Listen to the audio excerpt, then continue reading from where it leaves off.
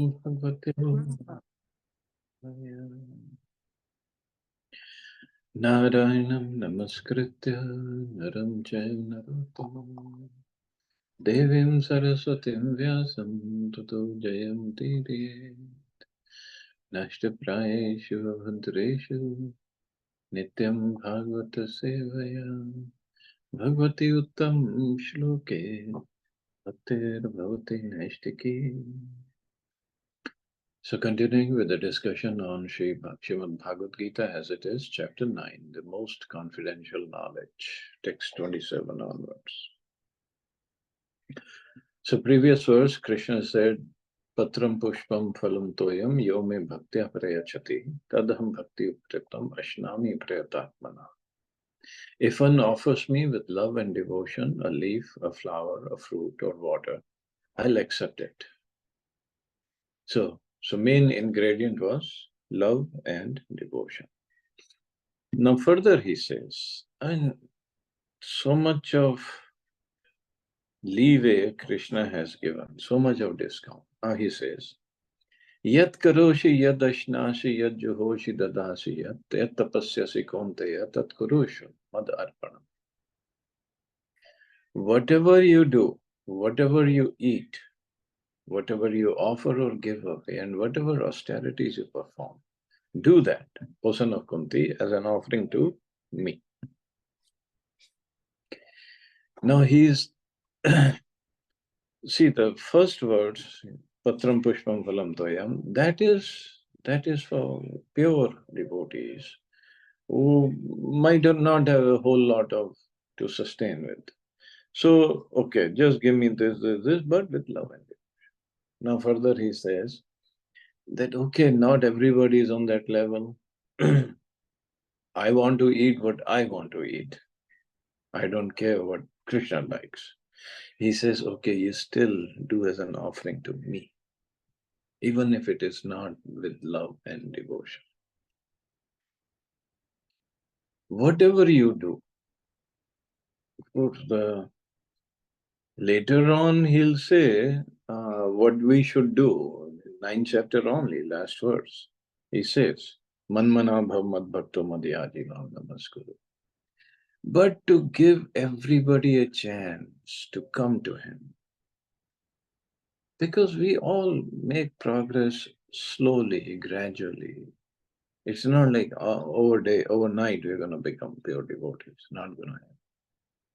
So he says, okay, whatever you do, whatever you eat, whatever you offer or give away, and whatever austerities you perform, even if you don't want to perform exactly according to my desires, whatever you perform, you just do it as an offering to me. Means you will make progress, it will purify you.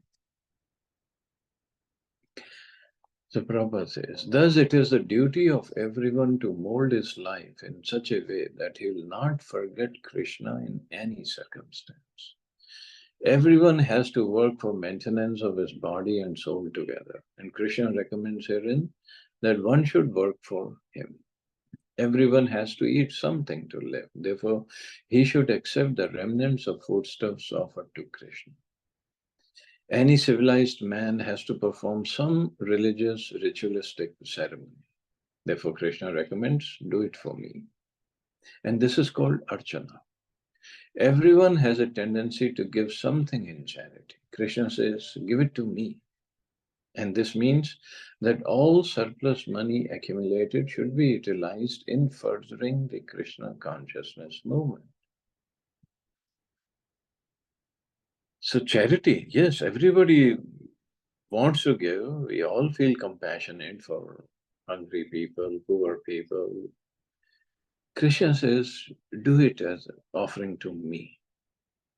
Now, what's the difference?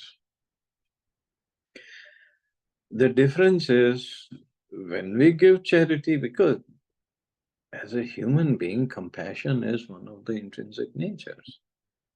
When we see somebody in help, we want to help. So we want to give money. So that becomes a pious activity, which is obviously better than sinful activity. But it is nevertheless a pious activity. When we do that offering to Krishna, it becomes devotion. Devotion takes us away from the material world. But does this mean we stop doing some charitable work for poor people?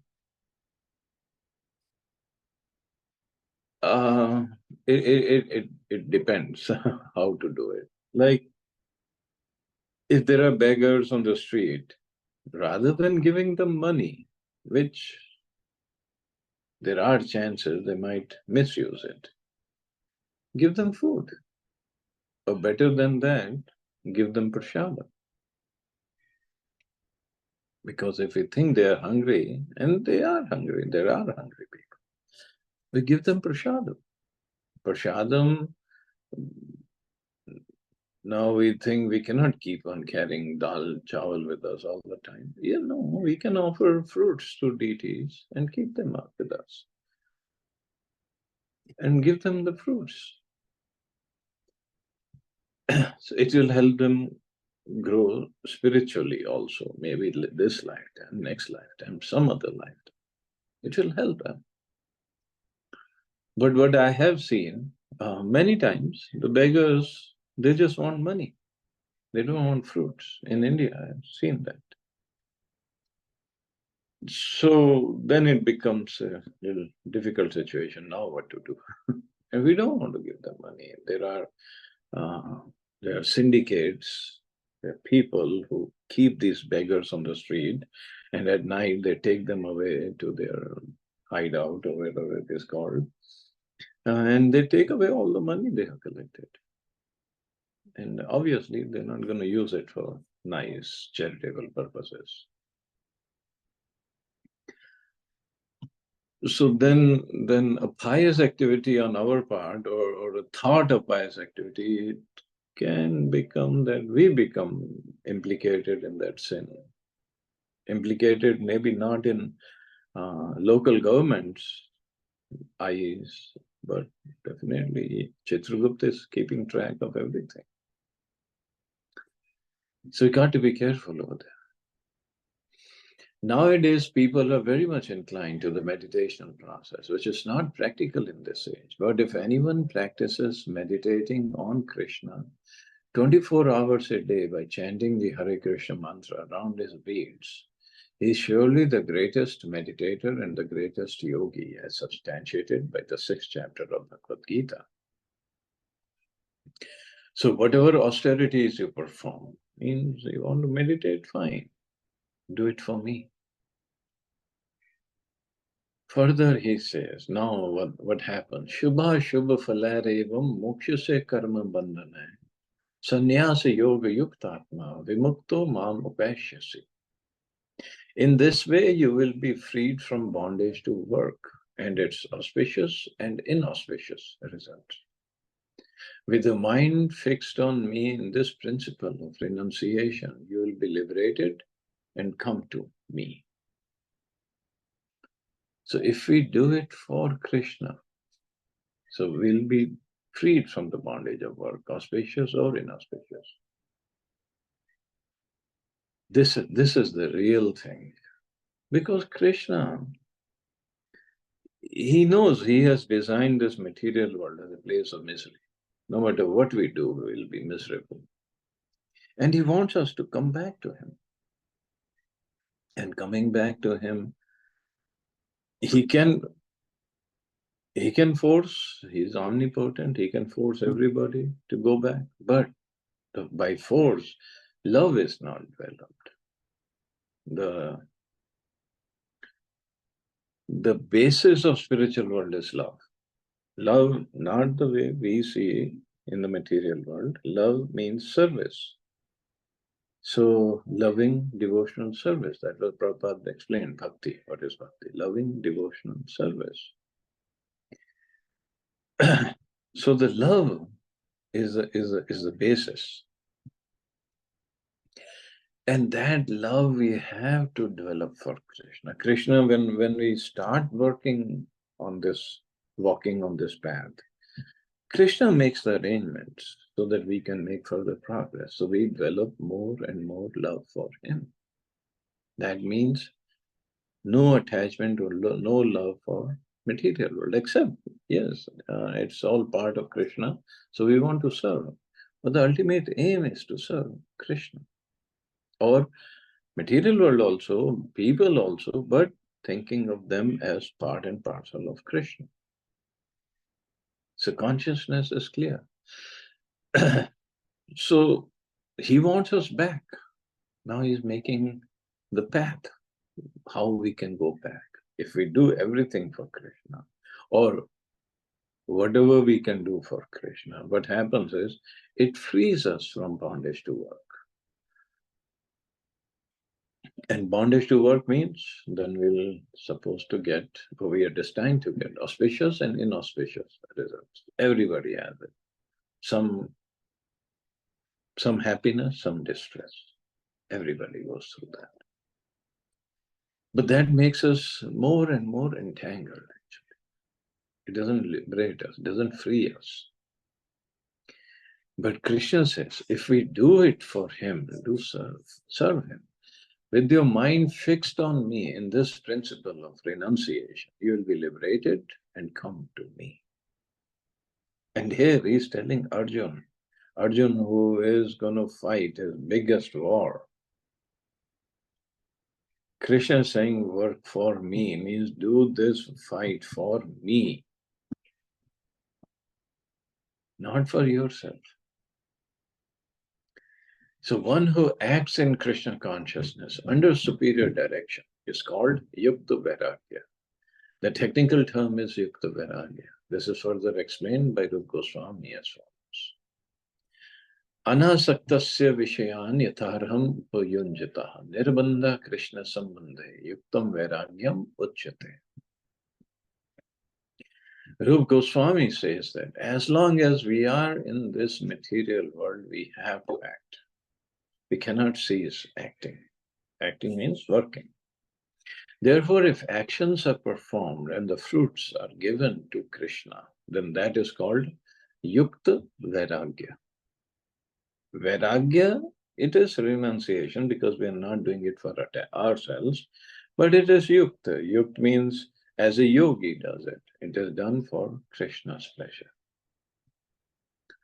Actually situated in renunciation, such activities clear the mirror of the mind, and as the actor gradually makes progress in spiritual realization, it becomes completely surrendered to the Supreme Personality of Godhead. So this is what happens. Slowly, he becomes completely surrendered. Therefore, at the end, he becomes liberated. And this liberation is also specified.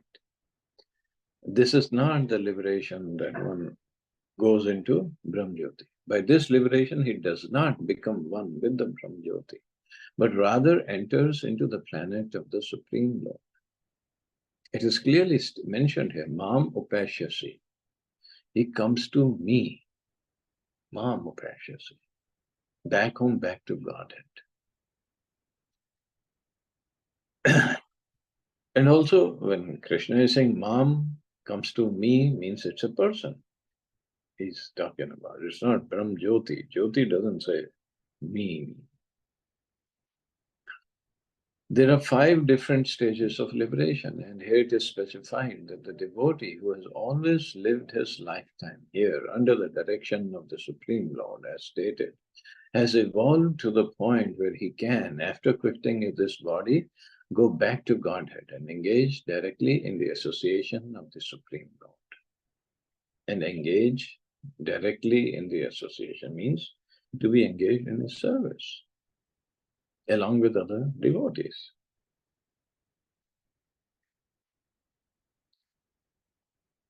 Anyone who has no interest but to dedicate his life to the service of the Lord is actually a sannyasi.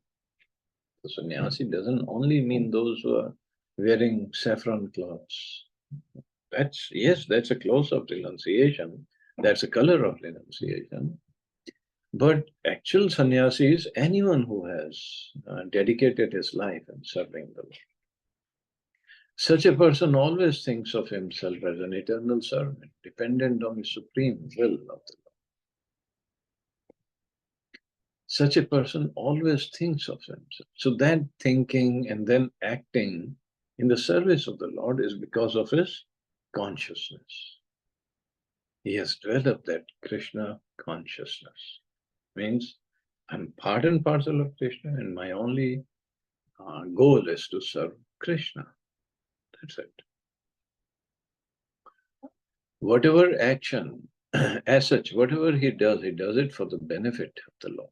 Whatever action he performs it as service to the Lord. He does not give serious attention to the fruitive activities or prescribed duties mentioned in the Vedas. So prescribed duties according to Varnashram system. It doesn't mean that he doesn't follow, but his aim is simple. I'm going to serve the Lord. He does not give serious attention. For ordinary person, it is obligatory to execute the prescribed duties mentioned in the Vedas.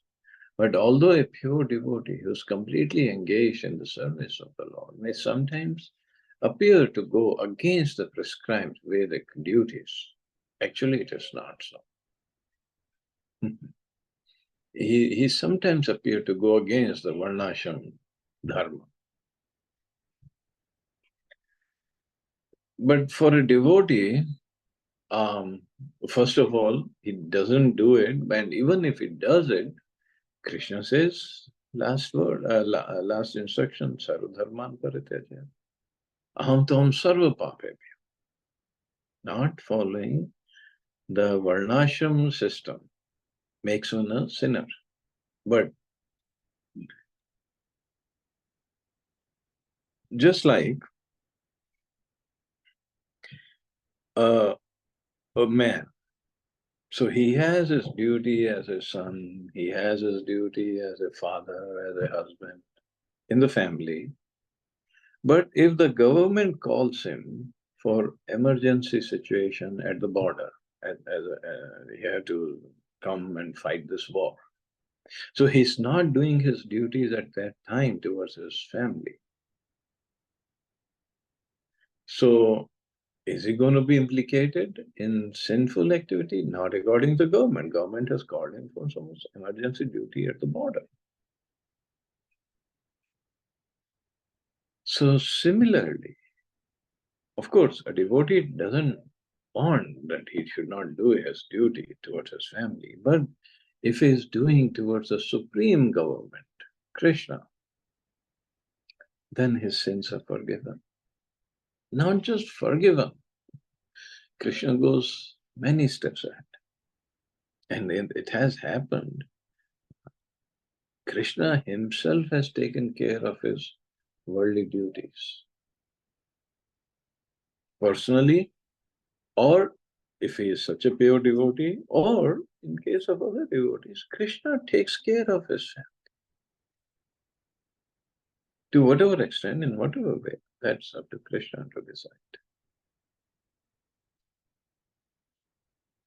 So serving Krishna by engagement of his service, one is never a loser.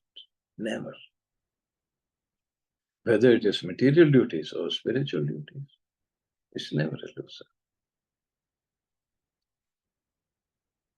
Because then that person, one who has done even a little service for Krishna keeps track of that. Krishna always keeps in mind whatever service this devotee has done.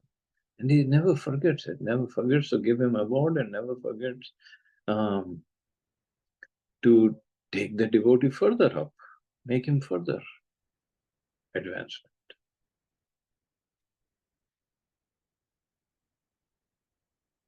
And Krishna himself says, Aham tvam sarva papebhyo mokshashyami ma shacha. Do not worry.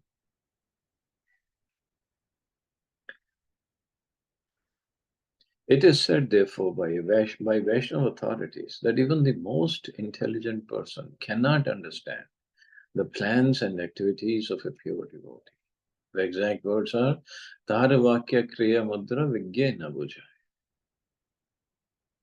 So, of a pure devotee, one cannot understand his Vakya Kriya Mudra.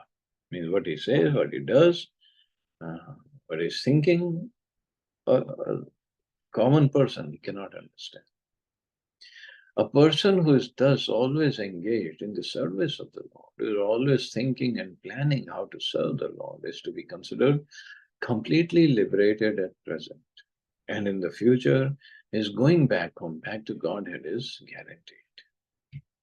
He is above all materialistic criticism, just as Krishna is above all criticism.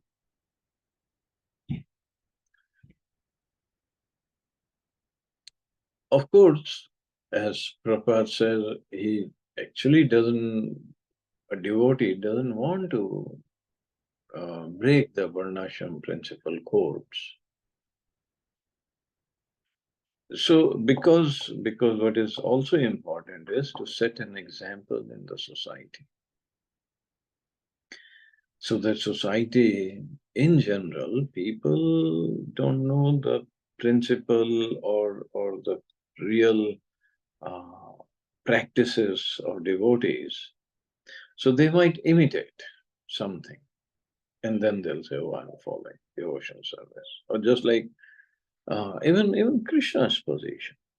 People don't understand who Krishna is, what does he represent, what all his pastimes are, and how he deals with his devotees. They just want to jump to the pastime of Ras Leela. And then if we think, oh, Krishna did it, so it's okay for us to do, we get implicated by performing or imitating to perform Ras Leela pastime. We will be implicated. So common people, without having proper purification, they can make mistakes. So even imitating devotees, they can make mistakes because just like it is mentioned, at the age of 50, one should take vanaprastha and then finally take sannyas. But vanaprastha and sannyas is not just going and living in a holy place and doing all sorts of nonsense activities. That's not vanaprastha sannyas. So common people can imitate a sadhu and okay, I'll go live in Vrindavan, I'll make a nice house for me. But no, that's not vanaprastha. The one has to perform his bhajan, his sadhana, his tapasya, living in Vrindavan. That is vanaprastha. But that's what people don't understand. That's why we have to set a right example in the society. That is very, very, very important.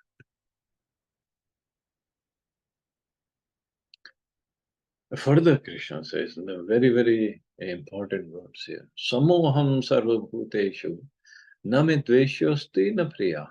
Ye bhajanti tu mam bhaktya mai teteshu chapiya. I envy no one, nor am I partial to any.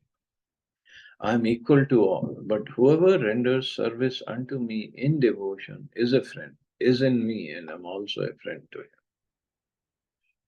So I'm neutral to everybody, but my devotees are in special category. One may question here that if Krishna is equal to everyone and no one is his special friend, then why does he take a special interest in the devotees who are always engaged in his transcendental service? But this is not discrimination, it is natural. Any man in this material world may be very charitably disposed, yet he has a special interest in his own children. That is true. Family is family.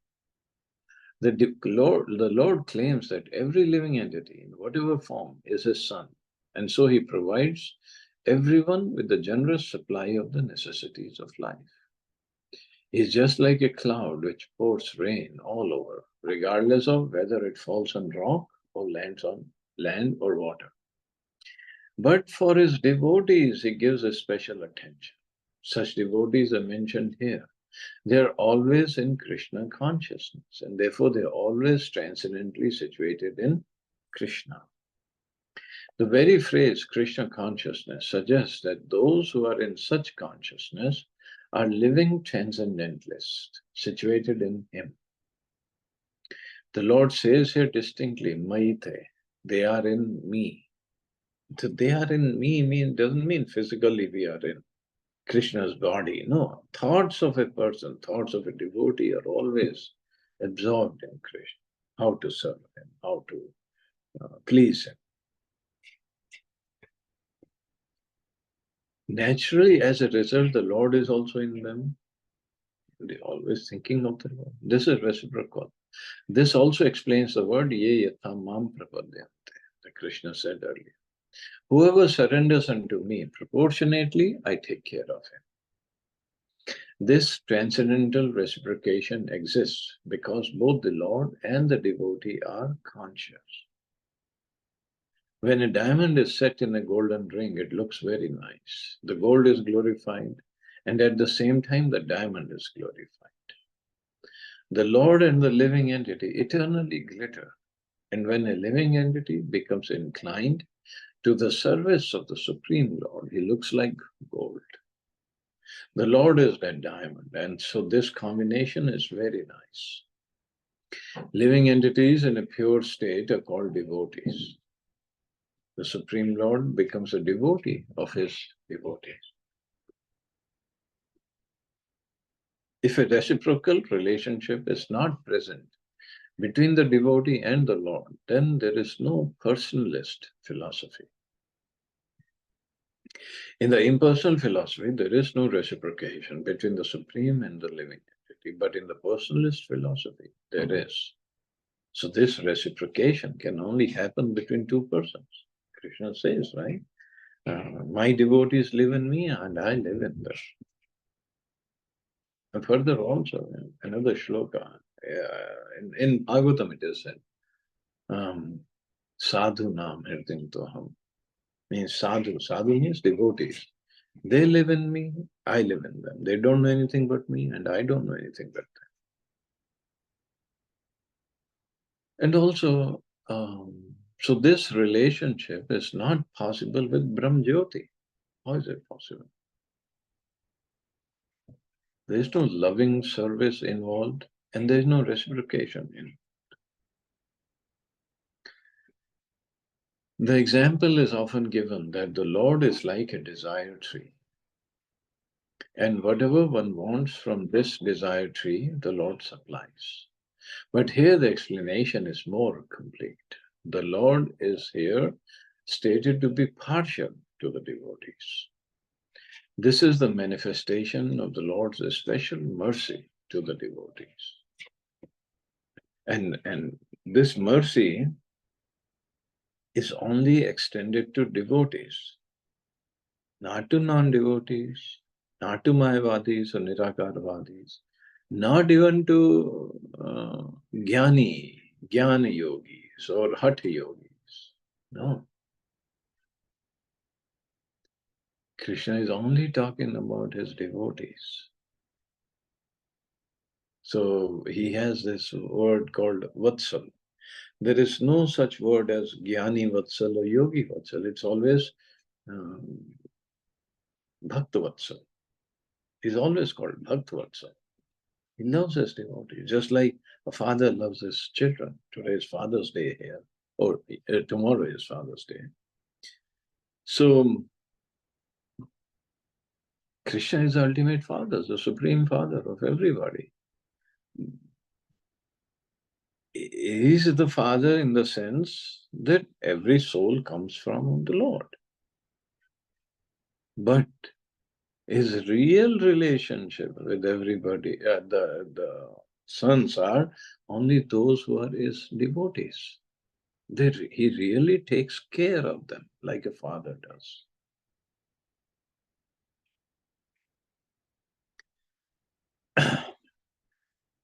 The Lord's reciprocation should not be considered to be under the law of karma. It belongs to the transcendental situation in which the Lord and his devotees function. Devotional service to the Lord is not an activity of this material world. It is part of the spiritual world. where eternity, bliss, and knowledge predominate. So bhakti is not an activity of this material world because there is no law of karma involved in bhakti. So it is beyond that, it is transcendental. So that is, it is, that's why it is said Bhakta, Bhakti, and Bhagwan, they're all transcendental. So definitely Bhakti and Bhagwan are, but Bhakta like us, we are not pure. But whatever extent we do our services purely, that is all spiritual. That's all. We are not, our consciousness is not yet.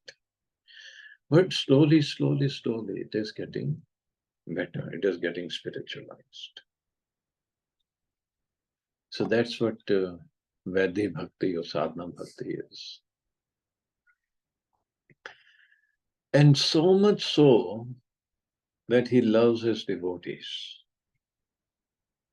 He says, Api chetsu duracharo bhajate mam ananyam sadhurevsa mantavya samyak vyavasito hisa. Api chetsu duracharo.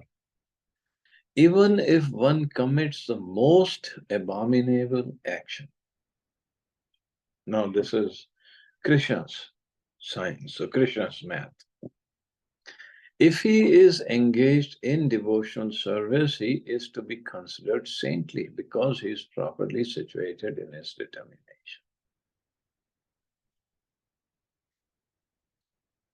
That's Krishna's saying. Prabhupada explained. The word sudurachara used in this verse is very significant and we should understand it properly. When a living entity is conditioned, he has two kinds of activities. One is conditional and the other is constitutional. As for protecting the body or abiding by the rules of society and state, certainly there are different activities, even for the devotees, in connection with the conditional life. And such activities are called conditional. So conditional means that our consciousness is conditioned. And the consciousness is impure, and then we get a body which is conditioned. Based on our sanskaras, the human being, those who got the human body, they work, they keep on acting based on their sanskara. Sanskar is the impression on the consciousness based on previous lives, either activities or associations or the thought process. Then we start acting like that, even if it is against the constitutional nature, but the conditional nature is there. Apart from human beings, just like a dog, as a soul is not dog. Soul is whatever it can be in the spiritual world, he's a dog, but soul is pure.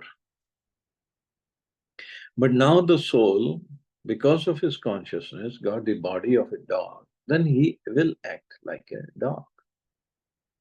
In human form, we have options. But our sanskaras are so deep sometimes, just like I don't want to drink, but whenever I go near somebody who's drinking, if I sit in the company of drunkards, then I start drinking. Because those sanskaras are there. That is called conditioning.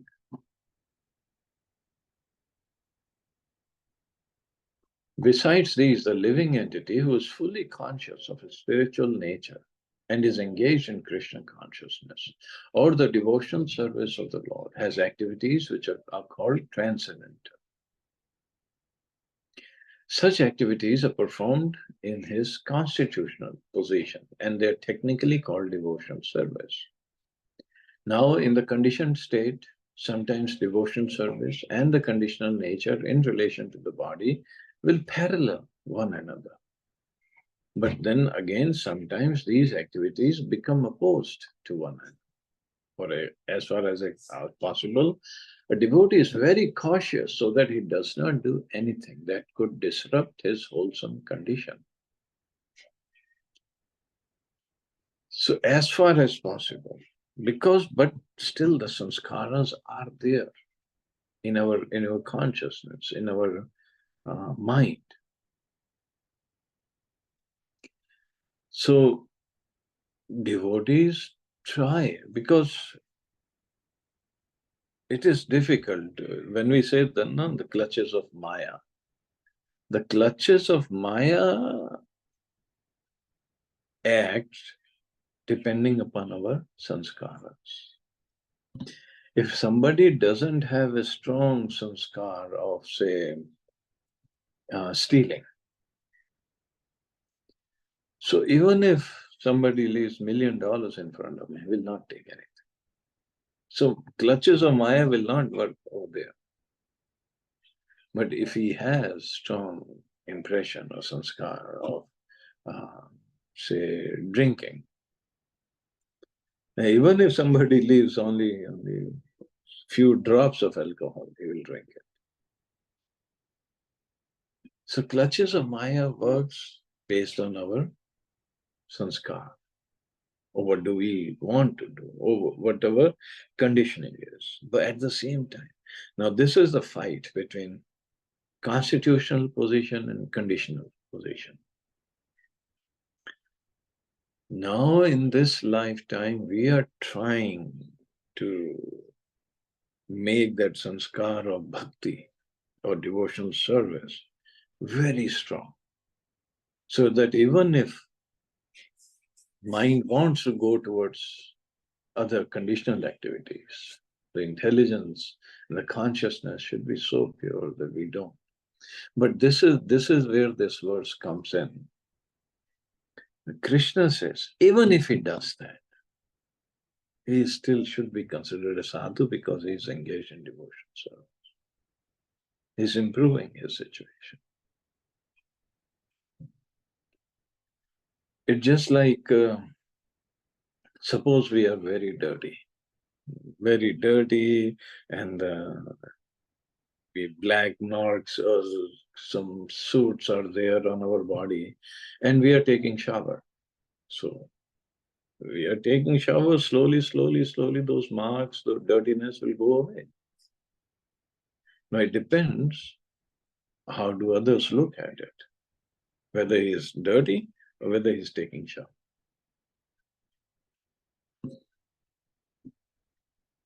So yes, in beginning stages of bhakti, we still have those sanskaras, we still have those conditioning of our mind. But at the same time, a person is trying to get cleansed, trying to remove all those other desires. Now it's up to us how to see him. He knows that perfection in his activities depends on his progressive realization of Krishna consciousness. Sometimes, however, it may be seen that a person in Krishna consciousness commits some act which may be taken as most abominable socially or politically. But such a temporary fall down does not disqualify. In the Srimad Bhagavatam, it is stated that if a person falls down but is wholeheartedly engaged in the transcendental service of the Supreme Lord, the Lord, being situated within his heart, purifies him and excuses him from that abomination. The material contamination is so strong that even a yogi, fully engaged in the service of the Lord, sometimes becomes ensnared, or he becomes attracted. But Krishna consciousness is so strong that such an occasional fall down is at once rectified. This is the power of bhakti. Therefore, the process of devotional service is always a success. No one should deride a devotee for some accidental fall down from the ideal path. For as explained in the next verse, such occasional fall downs will be stopped in due course, as soon as a devotee is completely situated in Krishna consciousness. And moreover, who are we to judge? We all are in that conditional stage of life. So who are we to judge? And then we all, in our previous lives, we have been conditioned. Even right now also, even if we think right now I'm very pure, in previous ages, lives, we have been conditioned. We have been sinful. So some or other, Krishna's mercy, we have come to some level of purification. So similarly, others will also come to that level or to more level of purification.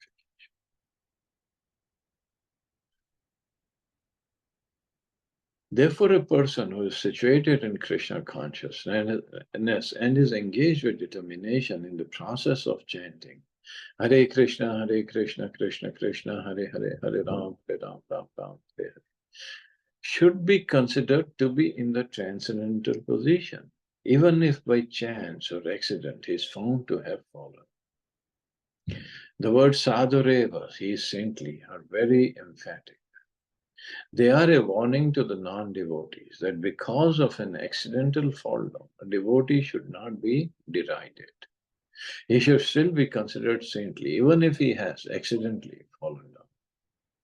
And the words Vantavya is still more emphatic. If one does not follow this rule and derides a devotee for his accidental fall down, then one is disobeying the order of the Supreme Lord. The only qualification of a devotee is to be unflinchingly and exclusively engaged in devotional service. And this goes for both a person who is fall down accidentally and who is judging him. It applies to both.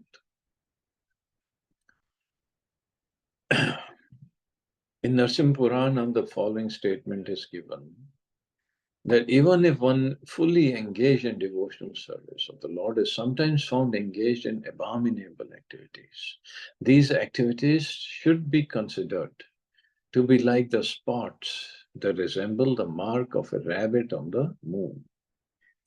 Such spots do not become an impediment to the diffusion of moonlight. Similarly, the accidental fall down of a devotee from the path of saintly character does not make him abominable.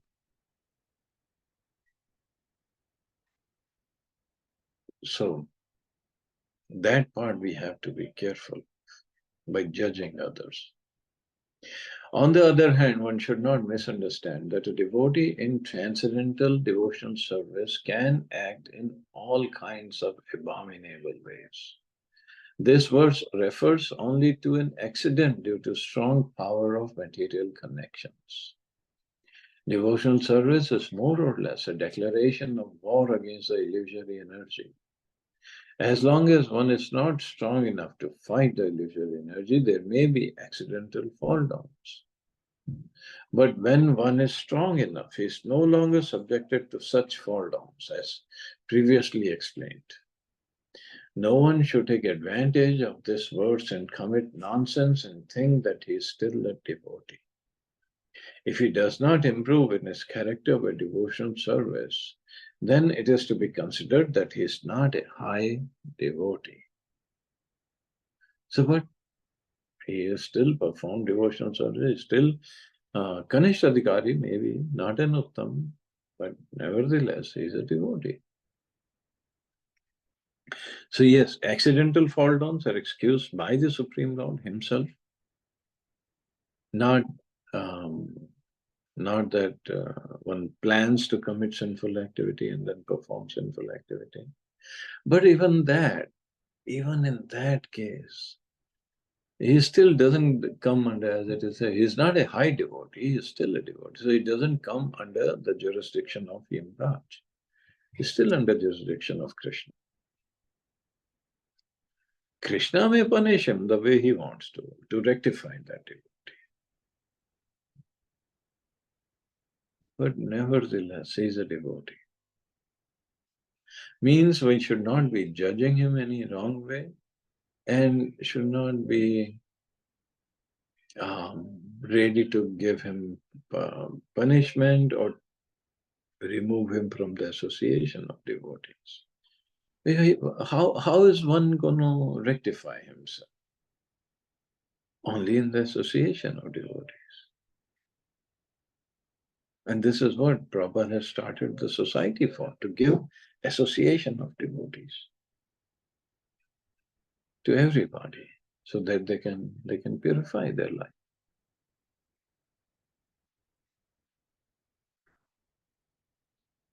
Just like one incident during Prabhupada's time, one sannyasi disciple, because Prabhupada gives sannyas to very young boys at that time, and not everybody could fulfill all the requirements of sannyas ashram. So one disciple, he is sannyasi, but he was attracted to ladies, and he had some fall downs. So other devotees, no devotee, because in the company, it's not like they're always discussing Krishna Katha. Some rumors and gossiping was going on. So slowly, this news got spread to everybody. So Prabhupada called, I think it was Tamal Krishna Maharaj, he was a servant.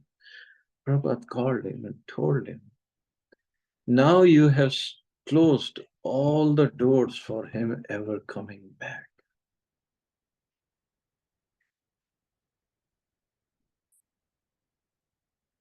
Prabhupada's Guru, Srila Bhaktisiddhanta Maharaj said, to make one person a devotee takes gallons of blood. Means it takes so much of energy to make somebody or bring somebody into devotional practice. And by gossiping and rumoring and other activities, we're basically throwing him away and stopping or trying to stop all the ways of his progress. Is that really a devotional practice or a devotee? This is how he should behave.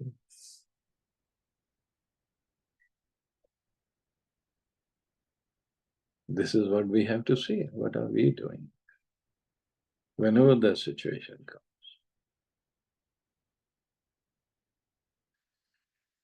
Okay, well, wonderful instructions going on. But we'll stop there. See anybody with any questions or comments?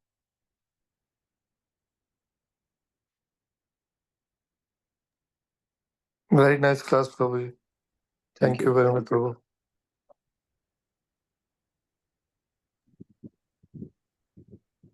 Thank you so much, Prabhuji. As you said, nice instructions going on, but you have to stop. Chalo, you all have a safe and wonderful day. Hare Krishna. Jai Shri Hare Krishna. Hare Krishna, Prabhu. Krishna. Thank you, Prabhuji.